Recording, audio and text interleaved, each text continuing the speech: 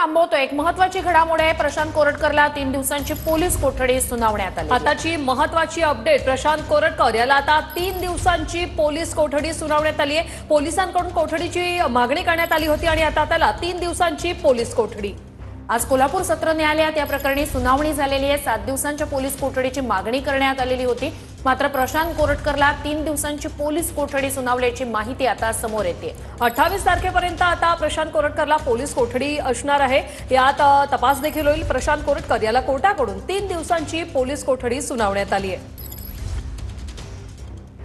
वकिलांच्या माध्यमातून होत असलेले आरोप आणि त्यांच्या पिटिशनमध्ये जे काही आरोप आहेत त्यामध्ये प्रचंड मोठी तफावत सुद्धा दिशा सालेंचे वडील। तर एक महत्त्वाची घडामोड, कोल्हापूर सत्र न्यायालयानं कोरटकरला 3 दिवसांची पोलीस कोठडी दिलेली आहे। 7 दिवसांच्या पोलीस कोठडीची मागणी करण्यात आलेली होती। प्रदीप कापसे आमचे प्रतिनिधी आपल्या सोबत थेट जोडलेले आहेत। प्रदीप, काय सांगाल?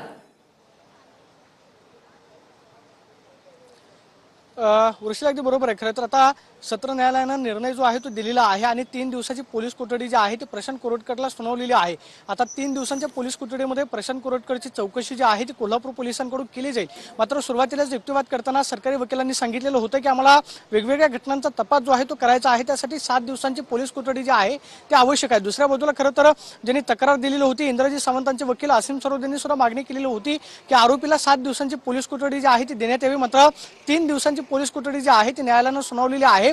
वेगवेगळ्या घटनांचा तपास जो आहे तो आता या माध्यमातून खरं तर कोल्हापूर पोलिसांना करता येणार आहे। सगळ्यात महत्त्वाचं म्हणजे प्रशांत कोरटकरनं ज्या मोबाईलवरून खरं तर फोन केलेला होता तो मोबाईल हस्तगत करणं, त्याचबरोबर ज्या ज्या दिशेनं तो प्रवास करत गेला तिथली सगळी माहिती कोणाच्या माध्यमातून त्यानं मदत जी आहे ती घेतली, त्या सगळ्यांचा तपास जो आहे तो कोल्हापूर पोलिसांना करायचा आहे। त्यासाठी 7 दिवसांची पोलीस कोठडी जी आहे ती आवश्यक असल्याचं म्हटलेलं होतं। मात्र युक्तिवाद करताना खरं तर आरोपीच्या वकिलांनी बचाव करताना सांगितलेलं होतं की पोलीस कोठडी